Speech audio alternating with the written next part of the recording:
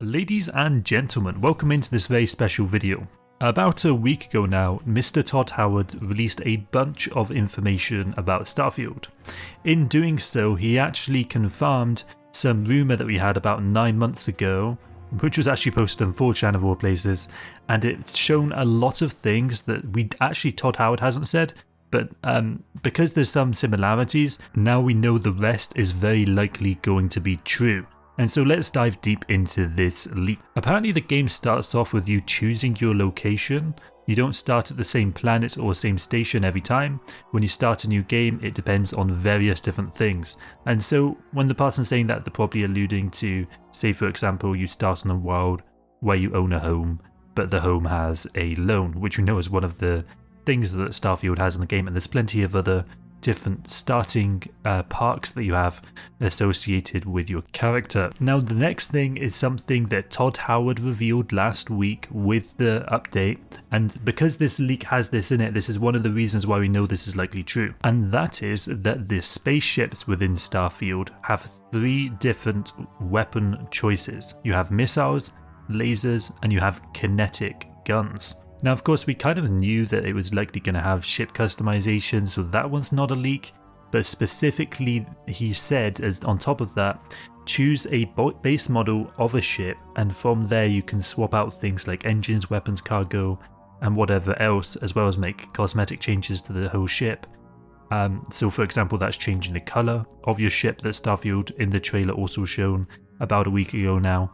And so because of that, again, we know a lot more about this leak being true. This was released in September of last year, so there's plenty of different stuff now that's essentially been confirmed. Now there's about 20 other details that I'm going to go over for this Starfield leak that came out, but I do want to also encourage you to subscribe to the channel because it helps so much, you guys have no idea. And of course it means you're going to see more videos like this which offer high analysis, breakdowns, which is basically what this channel is about within AAA games. Anyway, apparently the Nova Galactic is one of the main ship manufacturers. Apparently there's going to be 3 different base models: an exploration ship, a cargo ship, and a gunboat ship, and then you can customize those based on, you know, which one you pick. And then apparently there's also another ship company called Axion Energy, and they have a mining and a cargo ship. And then finally we have the Argos ship company, and they have one for science and exploration. Now this is one of the ones where I'm a bit confused on how they're going to manage to make that many different base models into the game, which can then be customized, but fair enough, if that's what they say they're going to do, then okay. Now this person did also say that you have full weapon and armor customization, just like in Fallout 4, so of course that means we can like customize the barrel of the gun, the rail of the gun, what magazine we have, the sights of the gun. Now apparently as well, gravity changes depending on where you are. So if you're on a planet, moon, space or station, the gravity will change based on, like, I guess how strong the gravity is in that area. Apparently the wildlife looks a lot more bulkier on planets and moons with high gravity, as you would expect, and then sleeker on planets and moons with low gravity. And of course that makes total sense, and it's nice to have that level of immersion in this game. He did also say that there will be some wacky stuff, so maybe some kind of like dinosaur creatures we could perhaps see.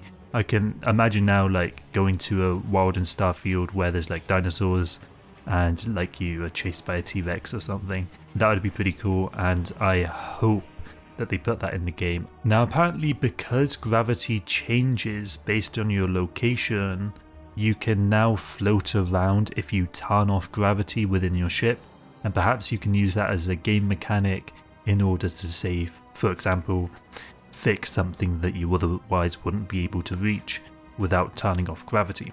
And I'm sure that's like the kind of thing that they'll show you pretty early on in the game. Apparently in this game anti-gravity exists, which essentially means you would float upwards, I assume. Another thing that Todd didn't necessarily confirm but seemed kind of to confirm is that intelligent life, whilst it exists in alien planets like you'd expect, it's not going to be intelligent aliens. And that's something that perhaps we'll see in DLC or a future Starfield game. The actual main Starfield story arc, from what Bethesda said, is it's about finding the remnants of a lost alien artifact and finding like all 6 different remnants of that artifact in order to progress in some way and find out what all those ship remnants do when put together.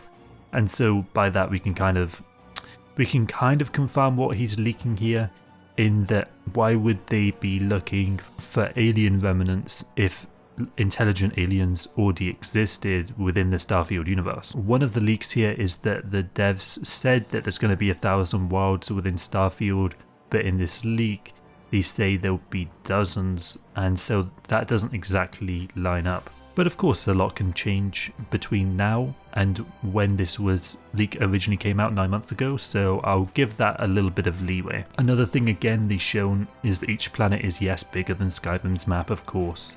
And when he says negative space, what he's talking about is empty area, which is randomly generated. And so between every handcrafted location, for example a city on Mars, in between that there'll be a lot of like basically AI generated areas, and so only the handcrafted areas will be the actual places that you'll probably want to visit, and the rest is simply there for a margin essentially. Apparently as well they're going to add in settlement buildings, which we also know from last week and again is mentioned here as well. Apparently it is improved, and that early on in the game you'll get a quest to build a colony on a planet, and you can decide to head there straight away to begin the game, or you can just leave it as a side thing to do later on. It's completely optional, and the quest basically acts as a tutorial to explain to the player how settlement building works. It's its own quest line with multiple tutorials showing you different things and some laws associated with it, which actually makes sense as to why you're making a colony there. To me, this game is all about the handcrafted stories and the RPG component of Starfield.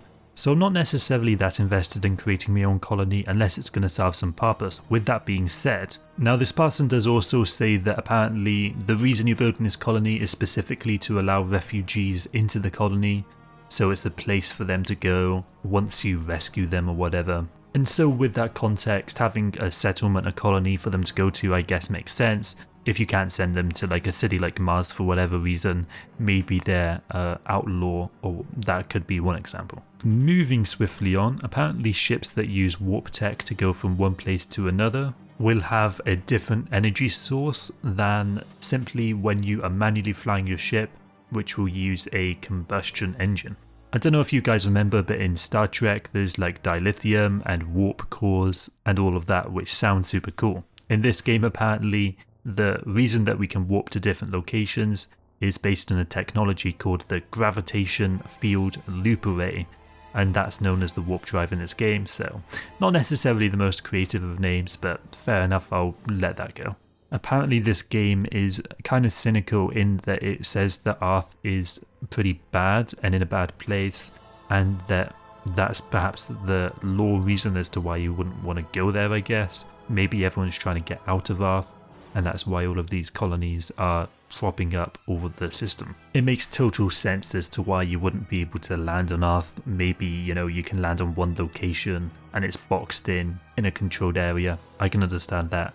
But anything bigger than a small area within Earth that you can land on just wouldn't make sense because of the sheer vastness of the planet, of course. So apparently the city on Mars is called Cydonia, and it's one of the biggest urban locations within the game, and apparently that's because it was one of the first places in the Starfield universe to get colonized. According to this post, all of the other colonies are relatively new relative to Mars. Again, this is something that Todd has now confirmed, and it's been confirmed throughout the year in different posts, and that is that there's 2 pirate gangs. One is the Black Fleet, one is the Crimson Fleet.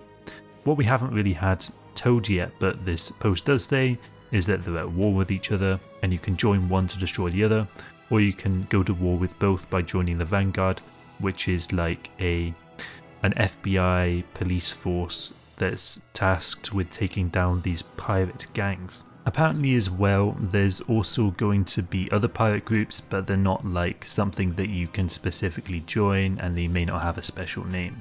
In the Crinks system, there's also an asteroid belt with a brown dwarf, and within that there's a pirate city built onto one of the asteroids, It's a neutral place in which all the pirate organizations can go to, and of course there's another ship manufacturer there, and you can use this ship manufacturer in order to become a real pirate. Apparently there's also another cult faction which believes Jesus/God came from the stars and are looking for his real birthplace. Apparently you can join them, it's a joinable faction. I'm going to say that kind of makes sense, like I could see that happening like in real life, so if this world existed, you know, this fictional universe, so like fair enough. Again, none of this is bringing up red alarms to me, all of this seems like it could be legit. Again, another thing we had released last week was that there's the artifact that you're looking for, and in the leak they even say the main story revolves around an alien structure, so that would be the thing that we, you know, Todd's told us about, the 7 parts that we're looking for, and that we're on a mission to find the clues which are hidden across various star systems on various planets within Starfield, and each of those clues lead to a bigger clue which helps you fill in the puzzle until you have all of the different clues and can then activate the machine. Now of course we do know this is running on Creation Engine 2. The person said that they're working on a new rendering technology, there's a new animation system, ray tracing is in the game. Apparently they also have a new AI, which we kind of saw in the Starfield trailer because we saw that things weren't reacting as we would expect them to based on the old Fallout AI. You know, when you were shooting at them they simply wouldn't respond. So there's clearly something that's still going on there that they're trying to fix. Now that's everything that was in this leak. I'd love to hear in the comments, do you think that this was like reputable, or the stuff that was in here, do you think it all matched up? Was there anything that really caught out in your eyes? To me, them not saying specifically that there's going to be like 1,000 different worlds in this leak was the only thing that really kind of stood out to me as potentially meaning that this leak could be incorrect.